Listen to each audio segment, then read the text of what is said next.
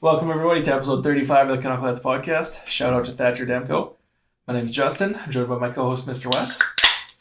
And we got a week to talk about. So we'll go over the games first. October 17th, 2022, the Vancouver Canucks were in Washington to play the Capitals.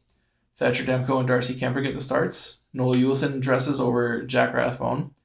In the first, we had a goal from Elias Pettersson, assist to Quinn Hughes. They used the Sedin's offside play where Petey was just coming in with speed. It's the same thing Bess and Petey did a couple years ago too. And yeah, Petey just had an open net. The puck kind of hopped over Kemper's stick and he just misplayed it. And easy goal for Petey there. So this was 1-1 after the first. In the second, we had a goal from Bo Horvat on a rebound from a Tanner Pearson shot. There's a great saucer pass from Brock to set Pearson up for that shot.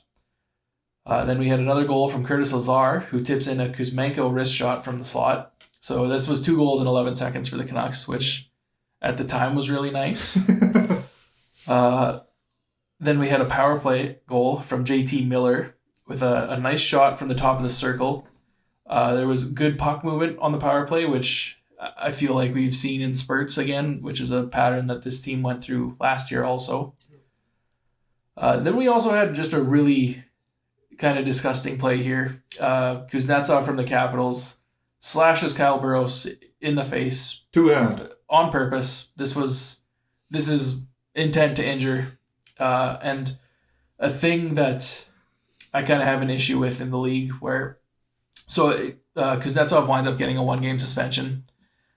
But here's the thing, they don't play the Canucks for months. Yeah. So for me, if he's going to get suspended, he shouldn't play against the Canucks. I think, theoretically, let's just say he got 3 games. He sits the next 2. His third one is when the Canucks are in town next. I think that's how it should work for suspensions in the league. You should miss a game against the team you offended. Got a suspension against. Yeah. Another thing that was really gross, too, is after he slashes Burroughs in the face, he gives him a cross-check while he's down on the ice, too. So like he was embellishing. Yeah. But in the replay, you clearly see him two-hand him. Yeah. Who are you cross-checking? I don't know. That really rattled me. Yeah, just not very classless there. Yeah. So this game winds up being 6-4 for the Capitals. This third period was just an absolute embarrassment by the Canucks. This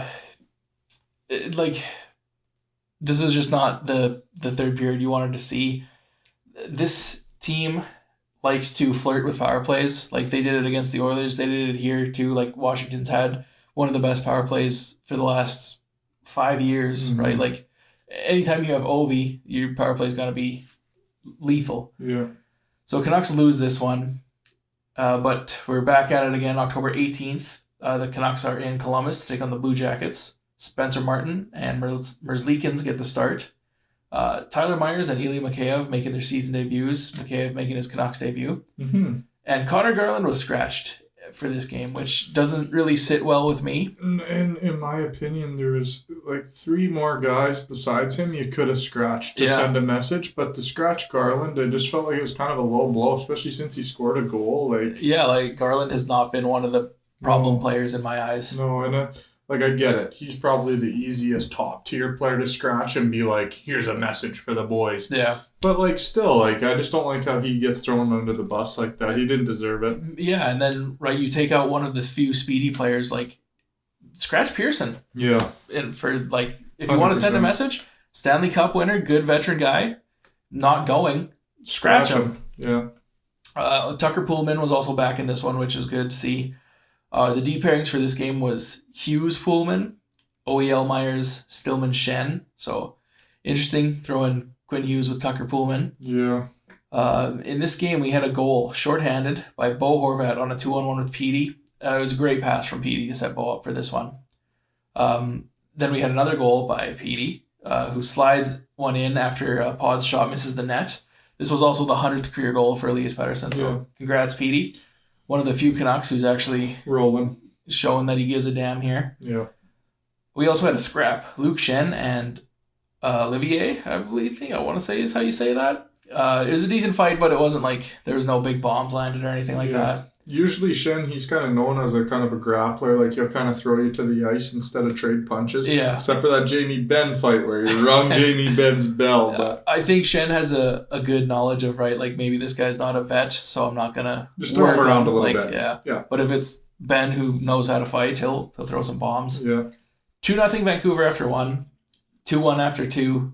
In the third, we had another goal from Bo Horvat. A point shot from Poolman hits Besser and then Horvat and goes in. So Brock picking up an assist here too. He's just been scheming assists, baby. So this was 3-3 after the third. So the Canucks get their first point of the season. Then we go to overtime. And the Canucks lose 4-3 in overtime.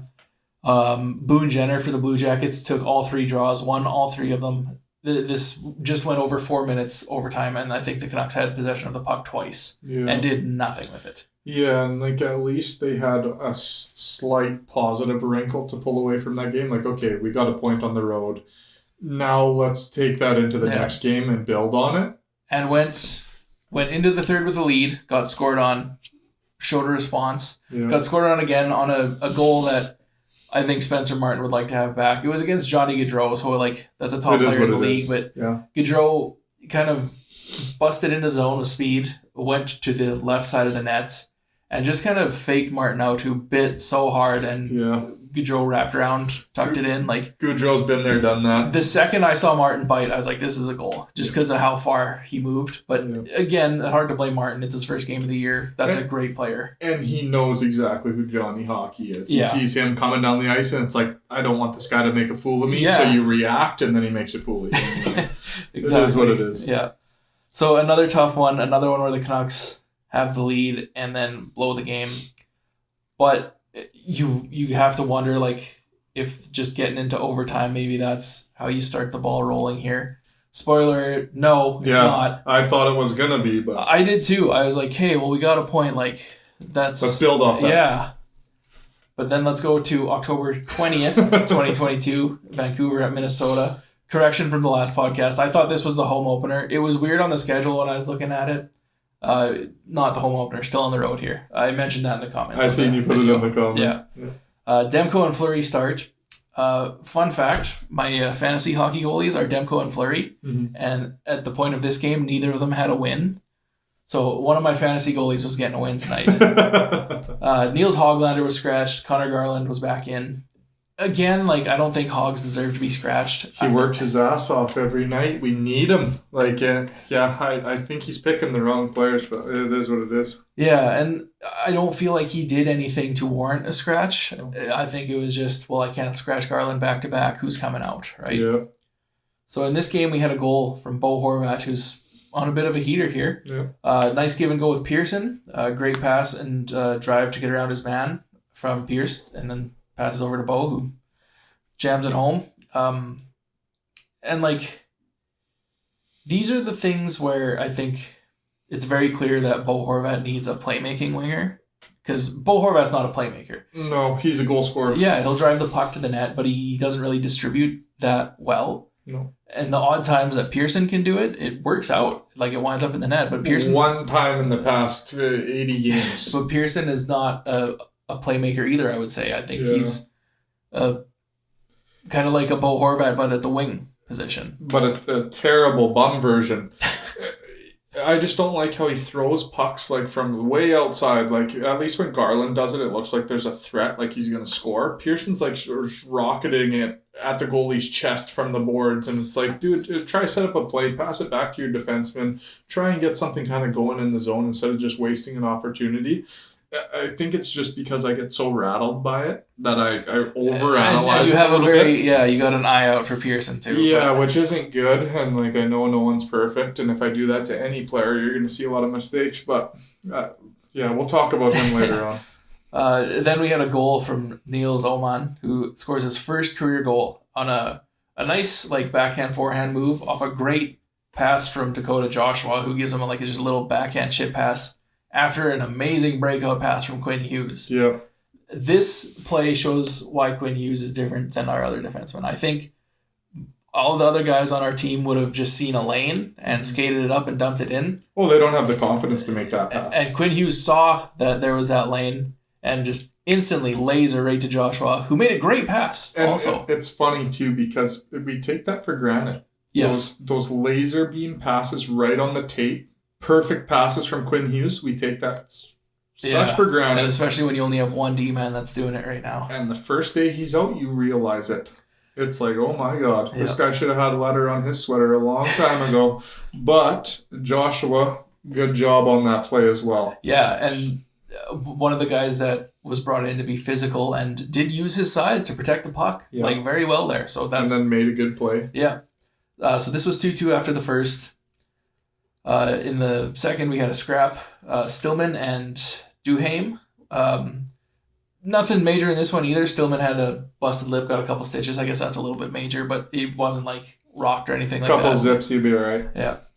Then we had a goal from the aforementioned Dakota Joshua. Just gets a rebound on an OEL point shot. So again, like versatile in front of the net, like going to the tough areas, things you wanted to see. Getting her done. Especially when there was talk of like, why don't you scratch Joshua instead of Hoglander too, right? And then that fourth line goes out and has a game like this. And it was kind of a cool goal too. Like it was kind of a rebound tipped out of the air, kind of I like the hand-eye coordination there. Showed he's more than just a physical guy. Yep. One thing I did want to mention though, on the broadcast, they keep saying Oman. It's spelled Aman. I know, but it's Swedish, right? It drives me nuts. It's got the umlauts. It's Oman. Oh, it drives me crazy. I'll start saying Oman, I guess, but I've been saying Aman when I'm watching on TV because that's how it's spelled. But that's fair. So this was 3-2 after 2, which guarantees the Canucks are going to lose because they had a third period lead. In the third, Riley Stillman not on the bench to start the third. He took a high hit in the second too. So you got to assume busted up. Yeah, concussion protocol probably. So. And honestly, like as much as it sucks being down a defenseman, I like that they're taking that seriously. Like, you think he's got a concussion? They talked to him for a long time on the bench, him off the ice. And they just decided like, no, you're not fit to play this. We've had enough of that going on, so so then in overtime we had just a mess. Miller and Besser were out there for like 2 minutes, I think. One of them's trying to play goalie eventually because Thatcher's out in the crease. Just Kaprizov winds up scoring the OT winner, and this was just... And Kaprizov had handles on the puck for like 10 seconds. Yeah. He could have put it in 3 times in the amount of time that he had. It was just disgusting. Yeah. It was... I get the boys are sucking wind, they're out of breath, but like they had an opportunity to do a quick change, like a 30-second change. They didn't take it, and look what happens. You get pinned in your zone, and then you're hooped.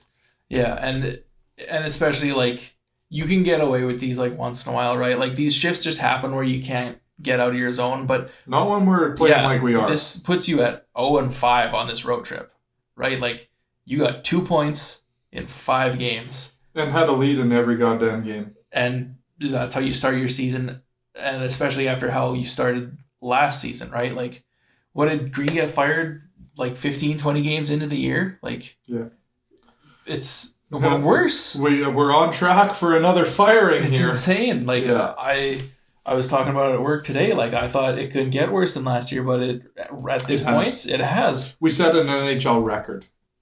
That just shows you how bad it's been. So our next game here, October 22nd, 2022, Buffalo at Vancouver, the home opener for the Canucks.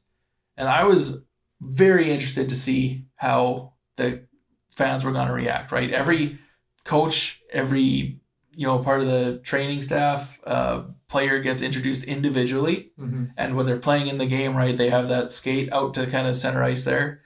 The whole crowd is just specifically targeted on that one player, so I was kind of worried. Like, and I think you could tell from the players too; they didn't look like confident. Yeah, like they were coming out there to be like, "This is our house. These fans support us." They were like, "How is this gonna go?"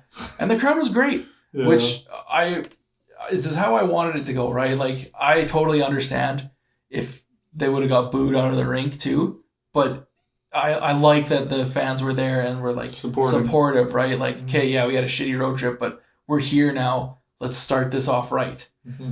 No Quinn Hughes or Tucker Pullman in the lineup. The Quinn Hughes one, I didn't know. I have no idea what happened. Yeah, they're saying lower body. I'm not sure. I didn't even see that. I think he said lower body. Yeah, I was kind of thinking maybe he had a broken nose that they just didn't handle till he got home. The Evander Kane one. Yeah, in the first game. But yeah, and then the Tucker Poolman one is just like, you just worry for the guy now. And he's day to day. Like they said, he has good days and he has bad days, which is concerning because you never know if you put him in the lineup, is he going to get pulled out mid game and then we're short a D-man? Yeah. He's unreliable at this point and it's scary. Yeah, and it's honestly, every time I see that he's not playing or like hurt, like he got placed on LTIR today, that just makes you, concerned for the guy's overall well-being outside of his career, right? Like just his personal life. Yeah, and you look at our D roster. It was supposed to be deeper this year, and it is. But we've got Dermott, we've got Poolman, and we've got Quinn Hughes out. Yeah. There's three of our best skating D-men right there. We had Tyler Myers out for a couple games. Like, I know you say what you will about Myers. He's a top four defenseman. Played pretty good in his first game back. I meant to mention that when Justin said he made his debut there for this season coming back. But he played pretty goddamn good. Yeah. I wasn't real disappointed in his game. He played pretty good. Yeah. And one other thing, Jack Rathbone was making his season debut, finally. The team talked about getting tougher to play against and more physical on the blue line, but we have a lot of those guys, right? And you need more puck movers. Maybe you don't get hemmed in your zone. I get Jack Rathbone isn't a Quinn Hughes, right? No. But maybe he can handle the bottom six forwards and break the puck out better, and we spend more time attacking. So yeah, I feel like since he's still a young guy, he definitely is more agile and moves around more than OEL. And he can still make those beautiful breakout passes. Yeah. So it's a nice option. Yeah, and there's no point in just having him on the squad if he's not going to play, right? Exactly. I kind of understand maybe you let him watch a few games, but now that he's in, you just let him go, right? Unless he's god-awful, let him go. He was not in this game. Yeah, I thought he was really good. He was especially one of our early. best players. Was noticeable and made some good skating moves. Was on the ice for 3 Buffalo goals against, but it's going to happen. He's a rookie defenseman. Yeah. So like we said, the fans were good to start this game. I was super happy with that. And they acted appropriately throughout the game. So this was 2-0 Buffalo after 1. In the second, we had a power play goal from Connor Garland. That's why you don't scratch him, baby. Yeah, it was just a nice backhand pass to set up Garland. Scores on the power play. Gnarly Garly. This was 2-1 Buffalo after 2, and then the Canucks lose 5-1. They fell apart in the third. Borderline, it was downright disappointing. You could tell they gave up, which you never want to see that. Even Boudreau said, I don't want to use the word give up. He was saying, they just knew that they were done. Either way, you want to see effort. Yeah. If you at least see effort, you can't knock the boys. It's all right, you guys tried. They just flat out didn't try in the third period. It's downright embarrassing. There was a jersey thrown on the ice, rightfully so. I think there was 2, actually. It was bad. The last couple minutes, too, every time JT Miller touched the puck, he was getting booed. The jerseys, personally, I wouldn't do that, right? I understand. I totally understand the frustration and everything, and I'm not being oh, you're wrong, and that's horrendous. I just, personally, I wouldn't do it. Yeah. No, I wouldn't be sitting in the stands booing either, but it's when you hear that reaction, you can't knock it. And the biggest thing, right, in this game, in the third, I believe, Buffalo had a goal that, the refs thought it went in. It went off both posts. Had the goal called back to keep it 2-1. Which should have brought life.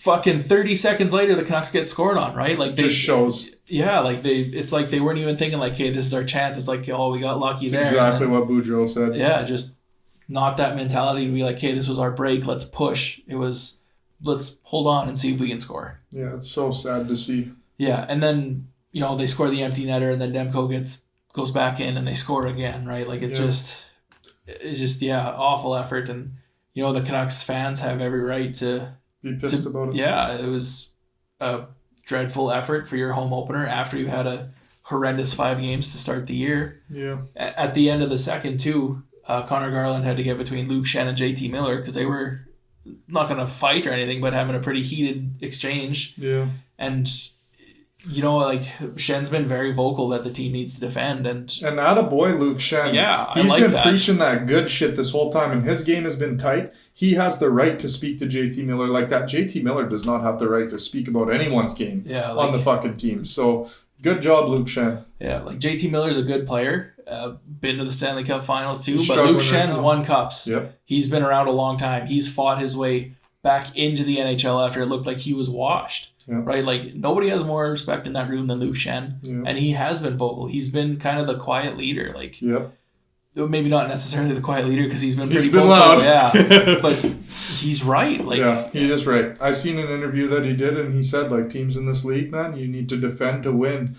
He was on one of the best defensive teams probably that we've ever seen in a while with Vasilevsky standing strong in net. And then you got Hedman, you got Sergachev, and then Shen obviously being a depth piece. But he's seen what it takes to win at the highest level and win cups. Yeah. So the fact that he has that experience and he can at least preach that to the boys and help them do that, it's nice, and they just need to follow suit. Yeah, and then you have a guy like JT Miller making bad drop passes at the blue line, trying to get too cute and trying to feed passes every power play across the ice to Petey that aren't working. That's our power play in general. Too cute. Miller's so important. He's got to shoot some of those pucks, right? Like, don't just drop pass every to play. Quinn. It's either trying to feed it across to Petey, or it's like back to Hughes, or that backhand pass to Hughes. Like, I hate when he forces those passes to Petey and they don't make it through and they dump the puck. It's like, shoot the puck, get a rebound, Bo standing out front. And like, I get it, right? Like, if you make that pass, Petey's pretty lethal, but you have to shoot the puck too to open it, right? Yeah. Like, the power play needs to be balanced, right? Like, the Canucks power play needs the balance to work. Yeah. If JT Miller's a threat to shoot, and we've seen it tons, he's a one-shot scorer. Yeah. Then the team has to respect him. Then you open up that pass to Petey. Yeah. When the other team knows, like, oh, he's just going to pass it to Quinn or to Petey, they're just going to stay on that side, and there's going to be nothing. Which I would like to see JT Miller come off the first line power play, just for even just a couple of power plays. Put Garland there, see what can happen. I would love to see Garland there. 100%. Just take JT Miller off. You know Garland's going to shoot that puck. He never shies away from shooting the puck. He's not going to force a pass across to Petey because he knows his ass is getting kicked off the first line power play if he forces a pass and it gets kicked the other way. So I would like to see a little bit of a change up on that first line power play. Yeah, there's got to be something different too, right? And with no Quinn, you have OEL out there, which, like, I want Quinn on that power play, but I also don't mind the shakeup because OEL will shoot the puck. Yep. And, like, Quinn said he wants to shoot more. I haven't really seen it yet. No, I haven't Granted, at all. He busted his nose in the first game. Like, I think he's having a hard time probably breathing. So I'm not really putting anything on Quinn Hughes yet. It hasn't been as dynamic, but... And in the last game, they overplayed the shit out of Quinn Hughes. Yeah. Man, it was crazy. He was jumping the boards every freaking... It was nuts. I was like, Quinn Hughes still out there? They were playing him with every D-man we had. And it was just like... You could tell Boudreau was just completely spent at that point. He's like, I need my best players on the ice. Yeah. And you're just overplaying him. He can't play to his quality when you're playing him that much. And it's frustrating. So I'm glad that Quinn has a couple days off here to be able to regain his bearings and be like, okay, our team's in a bad spot, but we need to bring it back. And maybe this is the big eye-opener, too, that the team needs, where it's like, hey, this defense isn't good enough. Yeah. Like, you can bring in all the 6th, 7th guys you want. That's not an NHL defense. Like, you know, we have a number 1 defenseman. OEL kind of looks like he's a 3rd or 4th guy. Same with Myers. And then Rathbone, like kind of a number 4, number 5 guy. Yeah, but just a kid, right? Like, you can't put that pressure on him and be like, hey, be your number 2. Yeah. You know, like, you can't do that to him. That's the pressure that Quinn kind of had coming in, which is crazy because he's lived up to every bit of it. Yes, he has. Let's get to a little bit of news here. October 18th, 2022, Abbotsford signs Dylan McPherson, a 24-year-old defenseman. Don't know anything about him, but good on the kid. Should be probably not an NHLer, but a good depth player for the Abbotsford Canucks. October 20th, 2022, the Canucks reveal their 2022 reverse retro jerseys and the nights that they'll be worn. I have a photo of when they're going to wear those jerseys too. Also, go check out our YouTube channel to see we ranked every 2022 reverse retro jersey. So go check that video out. Chris did a great job getting everything ready for us to do it. So us schlubs just come in and be like, I like that one, and that one, and that one sucks. So the reverse retro jerseys will be worn, what do we got here? November 1st against the Devils. November 18th against the Kings. November 21st against the Golden Knights. December 3rd against the Coyotes. December 7th against the Sharks, December 10th against the Wild, December 19th against the Blues, and December 27th against the Sharks. So you get a good amount of reverse retro this year, which is nice. Cause, they're sprinkling more in there, which I like. And we did really like the jersey, spoiler alert. Yeah. So then October 4th, 2022, Bruce Boudreau announces that Quinn Hughes is week-to-week, Brock Besser is day-to-day, and Tucker Pullman was placed on long-term injury reserve, which, again, like we talked about, is just kind of sad. And, we hope he's okay. Hopefully it's not his head, it's sad to say, hopefully he just broke a foot or something, but, hopefully he just broke a foot. Oh, and it's crazy, too. You look at our worst game yet, and it was without Quinn. Yeah. Yeah. That just shows what a leader that guy is on the blue line and how he carries himself and how good his game is out on the ice. It just elevates all our defensive players. They know they need to live up to a certain standard when he's on the ice, and when he wasn't, not a good look. Yeah. I want to jump in on that. I just want to, last bit of news, Guillaume Brisebois was recalled today, too, from Abbotsford, October 24th. Yeah. Like you said, with...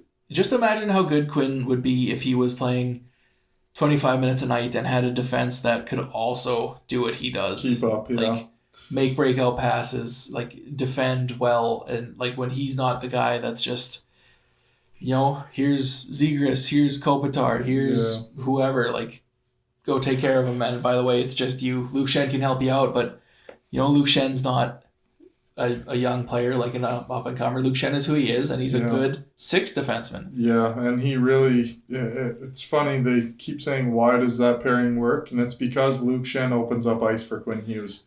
People know they got to mind their P's and Q's. They can't just go run him into the boards when Luke Shen's on the ice, or you're going to have to pay for it. It's kind of Shen and Hughes is basically opposites attract, right?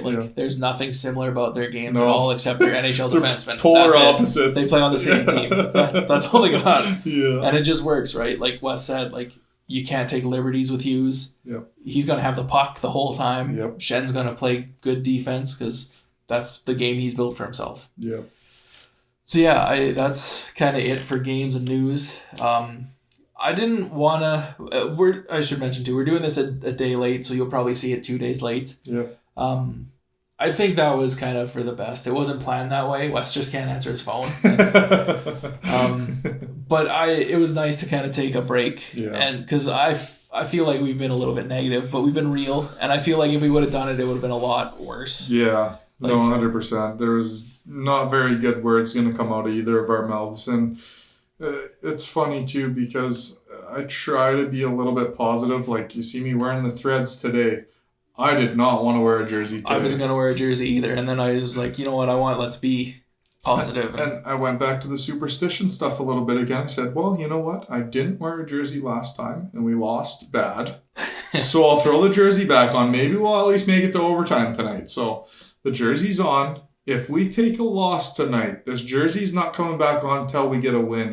Mark my words. If we get a win, Connor Bedard, anyone? But yeah, it's just, especially going through everything last year too, right? I don't want to be super negative. Last week I let this team exhaust me. I was drained from just how bad of hockey they played, which I don't know, maybe you think that's weird, but this team means a lot to me, to us, and we're just passionate fans, and we're not even sitting here being they need to be the best team in the league. No.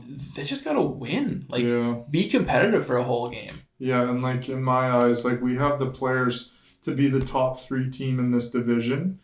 To be the bottom team in the league, we're the only team in the league that does not have a win yet. Yeah. Do you know how fucking sad that is to me? The Phoenix Coyotes are in this... The Arizona Coyotes are in this league. It's crazy to me, man. It literally doesn't even make sense for the amount of talent we have on this team. It's so sad to see the start that we've had, but let's hope for a dub tonight. Really cheering for the boys. Hope we get a W tonight and just get this going the right direction. We literally need a 7-game win streak. Yeah. Which last year we were able to string together some big win streaks. We better put one together here to fix this season because we need to bring it back to 500 minimum. They just need a break, and it starts with just working hard, right? Yep. There's been some announcements too, out of practice. Line change. Yeah. Can we please talk about the line changes? Yes. Tanner Pearson on the 4th line. Thank you. Wes sent me the picture from practice today.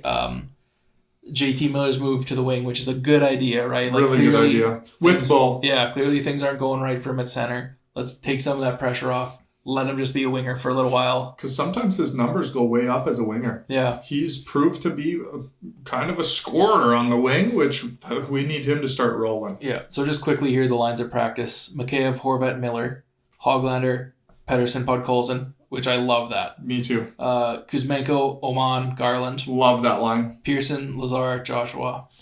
Oman getting a step up there. Yes, which he's been good. He's been great. He was one of our best players on that night. He scored that goal. Yeah. Thank God for this young kid to bring more life to this team, as if Podkolzin and Kuzmenko weren't enough. Now we get this gem added into the mix, and I'm so glad they let him play with two amazing players to let him shine a little bit. Yeah, he earned it too after his couple games. And like, here's an old John Tortorella quote about Dave Booth. Like, Niels Oman has been one of our best players a couple nights, and that's good for Niels Oman, but it's bad for the Canucks. Yeah. Right? Like, yeah, that's a fact. When he's your fourth line center and he's been your second best center, like that's not good. It's great for him, but it's not good for the team. Yeah. So it is nice to see him get rewarded. Let's see if he can handle more minutes. Yeah. I found it weird that we're not playing Lazar at center. Me too. He's been great. He has been great, and I thought he was brought in to be the fourth line center. Me too. And it's kind of funny. He's kind of getting that Jason Dickinson treatment, even though he doesn't deserve it. Yeah. Jason Dickinson, you deserved it. Lazar, man, he's been nothing but great. I loved as soon as Oman scored that goal, he goes and gets that puck. Fleury's all pissed off and hits it out of the crease, and he's like, no, I'm tracking it. I'm going to get it for him. Yeah. Lazar's a freaking beauty. Lazar's been good. I also find it interesting that they're not playing Lazar as the third line. They're giving it to Oman, but I'm excited to see what he can do. I don't have any issue with it. I just thought it was a little different. Yeah, I think he's kind of a new spark, so they're like, yeah, let's give him a shot. And I like that. Yeah. One of the, talking about the lineups, maybe it's lotto line time. Like, with PD at center. But JT is the one that scares me. Really? Yeah? He scares me right now, especially forcing passes to PD all the time on the power play. Honestly, I think the Mikheyev has been great. Since he's been back, obviously a little bit of rust. He doesn't. Yeah, you want to see him get some more pucks on net. Had a couple opportunities where he cut to the center of the ice and nothing really happened. But he looks like he can play defensive hockey too. Yeah. Like he's not giving up on himself like some of these other guys. With Bo and because Bo's gonna make JT play that wing. Yeah. You're not playing center. I'm playing center. Yeah. It's not like the PD Miller effect where like PD will be on the wing and he'll start playing center after the draw is taken. It won't be like that at all. Miller be forced to play wing. I really want to see something different there, so I'm glad that that's happening. But yeah, I'm really excited for these new lines. As long as they stay true with them. Pearson on the fourth line, no doubt about it. He had one nice dish. Don't let that fool you. Put him on the fourth line. Let him grind it out. Him and Lazar would kind of be a matchup. It's not bad, yeah. To be grinders, you know what I mean? And just make it hard to play against. Both play that heavy down low kind of game, yeah. 100%. But just keep it in the O zone and whip pucks on net when you can and just make it happen. Yeah. Yeah, no, I think maybe let Miller play a couple games at wing, and if it's going good, then maybe you try a lotto line or something, right? Because Besser's got to get going too. Yeah. Like, which he's on. Is he going to play tonight even? Yeah, that's. Who even knows? I'm not sure yet, but yeah, that's like. Like if he said this was the year for 30, I think he can still do it, right? There's still lots of season left, but he's got to get going. Yeah. Like you can't just get these kind of quiet, lucky assists. No. You got to score some goals. You look at the season he had last season, obviously, you can't really look at that seriously, but look at what Bo was able to accomplish. Yeah. He damn near played every goddamn game. So if Besser wants to be on that trajectory, he's going to have to start now, and he's going to have to start shooting the puck. Yeah. Really frustrating he hasn't been shooting the puck yet, but it's obviously because of the hand injury he came back too fast from. Yeah. It is what it is. I'm glad he's been getting assists, but it's time to score goals. Yeah. All right, let's do some score predictions here. Oh. So this is going to look different than last week. Yeah, so the Canucks, and again, I'm sorry, I forgot to go back and look at our old ones. I will have our old score predictions on next week's episode. The Canucks are host to the Carolina Hurricanes tonight. Gonna be a tough one, Carolina's a good team. We're taking a loss. It's so depressing to say, like, we're in our barn again. These fans might burn this place down. They might burn it to the ground tonight. And no Quinn Hughes. Carolina doesn't give up much. They're a good defensive team. Like, Sebastian Aho's rolling. Svechnikov is rolling. Like, this one could get ugly. Like, it could get real ugly. I think we're lucky if we make it out of there 4-2.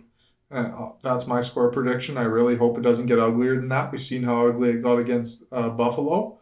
Let's hope to God it doesn't get uglier than that. 3-2 Canucks. I hope so. I think. Cross my fingers, hope to die. I think this is the one. I think it's the one. If it's not, man, please let this be the one. And like we're talking, like I know it's kind of messed up to talk about, but like Beaufort, his contract's not done yet. Bo Horvat. Are we looking at a captain trade here? If this team doesn't turn it around, just to send a message and pierce them right through their heart, they might look at an option like that. So it's getting to that kind of level. Shake up the room for sure. Oh, it's getting to that level, and it's not good. Yeah. Then Thursday night, what is that? October 27th. We're in Seattle.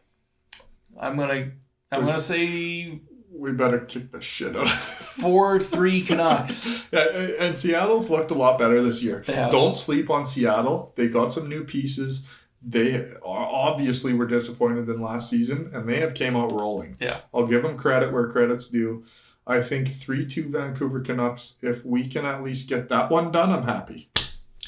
Then next, we are Friday, October 28th, so back-to-backs. Host to the Pittsburgh Penguins. Another tough one. That's another tough one. Sidney Crosby is absolutely rolling. Malkin is looking good too. Like that whole team, it just almost doesn't matter how old they are. If they're healthy, they're going to be good. Yep. What do you think the score is going to be, Wes? Sidney Crosby, man, he's freaking rolling right now. It's hard to bet against him. He's a tough son of a gun to play against. He's always in game mode. He never takes a day off. If we look anything like what we've looked like lately, I think we're taking an L, and it's not going to be pretty. I think 3-1 for the Pittsburgh Penguins. I'm going to say 4-2 for the Penguins. So that just shows how much disappointment we've been through. And like, please change our minds. I'm not even like, I kind of think the Canucks are going to lose tonight. I want them to win so bad. Yeah, me too. We need that first win. We're the only team in the league without a dub. Please. Like, I know they haven't done anything to earn it, but you got it. Like, there have to be two for a win. Yeah. Who's your Canuck of the week, Wes? Elias Pettersson. I said it once. I'll say it again. To me, he's Quinn Hughes, granted, another guy that's definitely looked good. Yeah, but Elias Pettersson, man, he has came to play from the beginning of the season. He's never one shift looked like he's given up. Even Bruce Boudreau, they asked him about Petey specifically, and he said, I'm not worried about him. I'm worried about other guys. Yeah. Petey works his ass off every day that he's here. It's Elias Pettersson. Elias Pettersson. It's kind of like last year, right? When it was just Demko every week. Literally for like 5 weeks standing Thatcher Demko. And like, Demko hasn't stood on his head yet, but he's also been abandoned in third periods. Yeah. Like it's... Yeah, he doesn't have much to work with. Yeah. Play Spencer Martin a little more in the slump, just so we don't bury Thatcher Demko's confidence. And like, I'm not worried about Demko. Like, I don't feel like this is who he is. I feel like this is just a confidence-less Canucks team in front of him right now. Yeah. I don't have a tweet of the week. I kind of forgot about that. And plus, there was no real funny ones. There's going to be some negativity out there, so we'll just save that. A lot of, paying for Bedard 2022 kind of thing, stuff like that. But yeah, that's gonna wrap it up for this episode. Again, please go check out the jersey ranking videos. That we had a lot of fun doing that. We've done a couple. If you want to check them out, just the Canuckleheads podcast on YouTube. Yeah. You can find us on YouTube, Spotify, Apple, anywhere there's podcasts. Another one in the bag. You're waiting. I was holding on to that.